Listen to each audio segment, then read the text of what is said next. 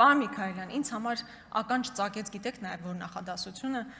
որ ասում եք այն տարածքը Արցախին նկատի ունենալով, որի համար կյանք ենք տվել մենք բոլորս։ Բա ուր այդ տարածքը, որի համար մենք բոլորս կյանք ենք տվել։ Եվ դուք այսօր Արցախյան կորստից հետո, ողբերգությունից հետո մի բառ, առաջին ձեր ելույթն է, մի բառ չեք ասում դրա մասին։ Էլի հոկտեմբերի 27, Արցախի մասին չեք ասում, էլի հոկտեմբեր 27 եք ասում։ Դա ցավալի է ու ձեզ եմ ասում, ցանկացած մեկին դա չէի ասի։ Ցանկացած մեկին չէի ասի, որովհետև իրանք այդքան կապ չունեն, եթե ընդհանրապես կապ ունեն Արցախի հետ։ Դուք կապ ունեք։ Եվ այսօր ձեր առաջին ելույթին դուք էլի Ռոբերտ Քոչարյան, դուք էլի հոկտեմբերի 27, էլի մարտի 1, մեր այով մութ վատ էջերն են, բայց 18 թվականին չեմ գոռում, ուղղակի բարձր եմ խոսում, էմոցիոնալ եմ խոսում։ Պարոն Միքայելյան, ձեզ նախազգուշացում եմ հայտարարում, հերիքա տեղից ընդհատեք, մի ընդհատեք տեղից, մի ընդհատեք։ 18 թվականին մի նախադասություն ասացի, կարծում եմ հետո ճակատագրական եղավ,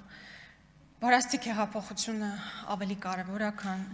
Արցախյան հերոսամարտը։ Նույն կոնտեքստը դա եղել կներեք, եթե բառացի չեմ ոչվել։ Դուք էլ մեր ցուցակում եք այդ ժամանակ, կարող եք ձեր դժգոհության ձայնը բարձրացնել, բայց մի ընդհատեք, պարոն Միքայելյան, ես էլ չպիտի ընդհատեմ։ Շարունակեք Տիկին Գրիգորյան, ավելացրեք Տիկին Գրիգորյանի ժամանակը 2 րոպեով։ Ես առաջարկում եմ դուք ինքներդ ձեզ նկատողություն անեք։ Ես արդեն ձեր առաջարկն ուշացած է, ես արդեն արեցի։ Շարունակեք ձեր ելույթը։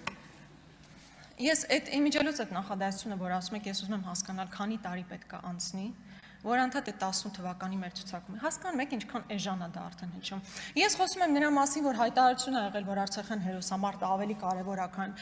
հեղափոխությունը ավելի կարևոր է, քան Արցախյան հերոսամարտը։ Դրան իբր հակաարգումենտ ասում 18 թվականի մեր ցուցակ։ Լավ, հոգնեցինք, զզվեցինք իսկականից այդ հայտարարություններից։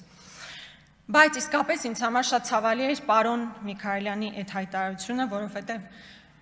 իր քաղաքական ուժի ղեկավարը ուղիղ պատասխանատու եւ ուղիղ մեղավոր է, ինչպես դուք եք ասում,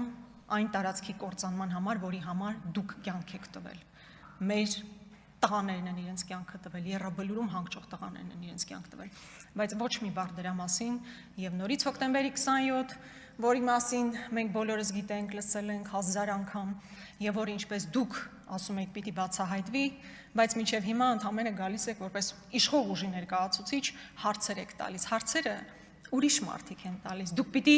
պատասխանները տաք, պարոն Միքայելյան, լավ հասկացանք։ Սիրելի հայրենակիցներ, բայց առհասարակ անցնող օրերի հետապնդումները ուղղակի հերթական ալիքն են այս դեպքում արդեն նախագահ Քոչարյանի մեր քաղաքական ուժի առաջնորդի եւ նրա ընտանիքի նկատմամբ։ Բայց ես չեմ ուզում, որ սա մենք առանձին ֆրագմենտ դիտենք։ Սովորաբար ռեպրեսիաները քաղաքական ուժերի, քաղաքական գործիչների նկատմամբ տրամաբանական է, որ լինում են մինչև ընտրությունները։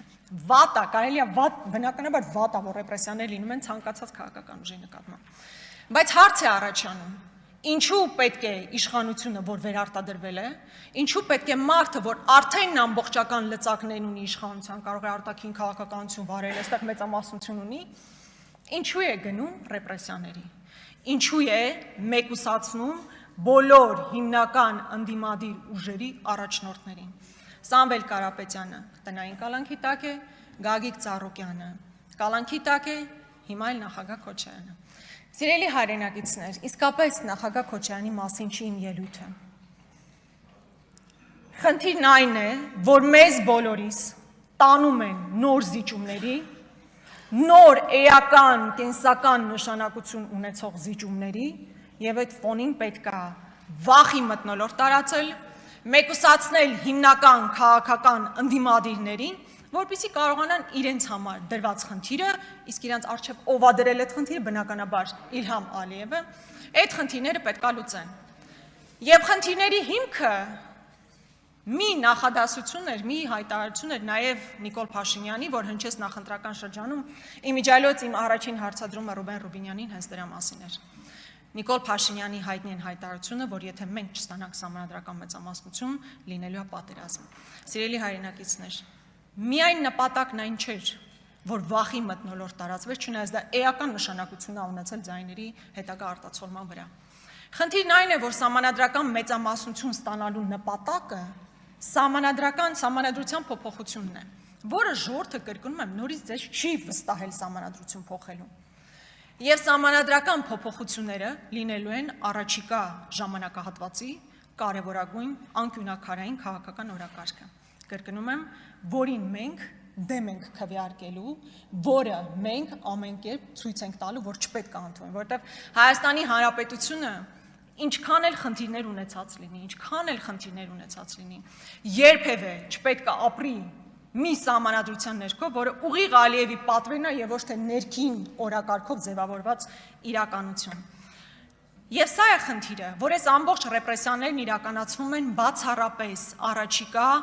բոլոր փորձությունները, այսպես քիչ թե շատ թեթև անցկացնելու համար։ Կրկնում եմ, նախագահ Քոչարյանը խնդիր չի ունեցել, նաև 18 թվականին կարող էր չգալ, հիմա էլ կարող էր քաղաքական պայքարի մեջ չլինել։ Ինչպես 18 թվականից առաջ շատերը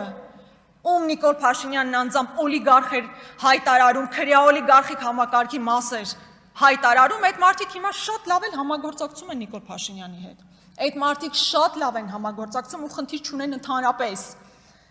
Եվ այն մարդիկ, ովքեր համարձակվում են ձայն հանել եկեղեցու հետ կապված, արտաքին զիջումների հետ կապված, նրանք ենթարկվում են քաղաքական հետապնդումների եւ սա ուղղակի փաստ է։ Եվ նաեւ մեր քաղաքացիներին, ովքեր մեր այն հարգելի քաղաքացիներին, ովքեր ամեն դեպքում ձայն են տվել Նիկոլ Փաշինյանին։ Սիրելի հայրենակից,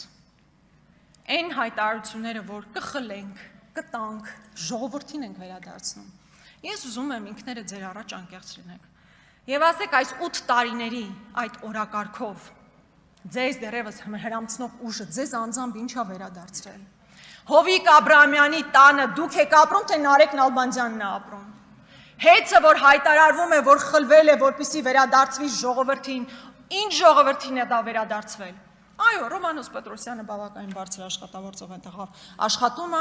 ԿՊ-ական բոլոր այն անհատները, ովքեր նաև ինչ-որտեղ աշխատանքի խնդիր ունեն, այնտեղ տեղավորված աշխատավարձ են ստանում։ Մուլտի վելնեսը մի օրում դառնում է Երևան վելնես, այդ մի մարդը, որ աբանիմենտի համար փող էր տալիս, հիմա գնում է, այստեղ է փող տալիս, խլվել է։ Խլվել է, նշանակվում են մարդիկ այդ բոլոր բիզնեսներում, որոնք ուղիղ փոխկապակցված են ԿՊ կուսակցության հետ, եւ սա է իրականությունը։ Էլ չեմ ասում, տարիներ շարունակ խոսել եմ Անիֆի մասին 25 միլիարդը կերելու որևէ մեկը դրա համար պատասխանատվության չի։ Ավարտեք։ Քանի որ բավականին խանգարեցին։ Խանգարեցին, դրա համար 4 րոպե ավելացրել եմ, ավարտեք։ Մեծ հաշվով սա էր։ Եվ այս քաղաքական հետապնդումները իսկապես մեզ նոր զիջումների տանելու համար են, որ արվում են, բայց ինչպես մի անգամ արդեն ասել եմ, որևէ մեկ անհատի մեկուսացումը չի բերելու նրան, որ 100 հազարավոր մարդիկ իրենց դիրքորոշումը փոխեն։ Շնորհակալություն։